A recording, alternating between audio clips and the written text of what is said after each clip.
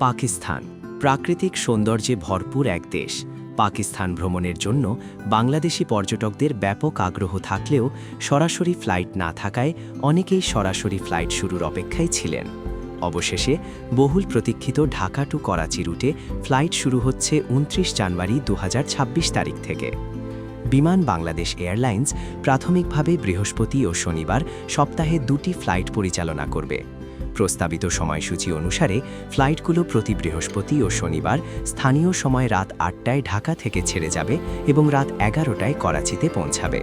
অন্যদিকে ফিরতি ফ্লাইট করাচি থেকে রাত ১২টায় ছেড়ে আসবে এবং বাংলাদেশ সময় পরদিন ভোর ৪:২০ ঢাকায় পৌঁছাবে।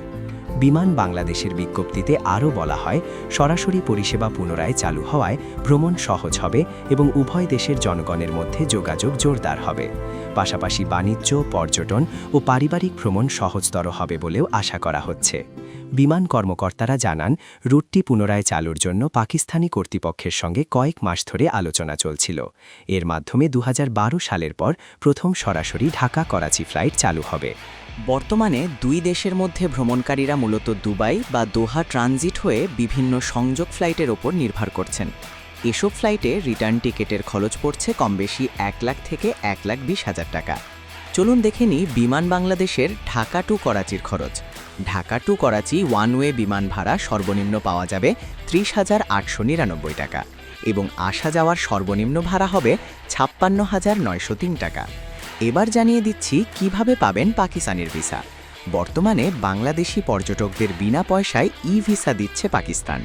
আপনি visa.nadra.gov.pk সাইটে প্রবেশ করে প্রয়োজনীয় ডকুমেন্ট যুক্ত করে আবেদন করবেন। আপনার ডকুমেন্ট ঠিক থাকলে মাত্র ২৪ থেকে ৪৮ ঘন্টার মধ্যেই আপনার ভিসা অ্যাপ্রুভ করে দিবে পাকিস্তান সরকার। তো কে পাকিস্তান ট্যুরের কথা ভাবছেন জানিয়ে দিন কমেন্ট করে। সবাই ভালো থাকবেন, নিরাপদ থাকবেন। ধন্যবাদ।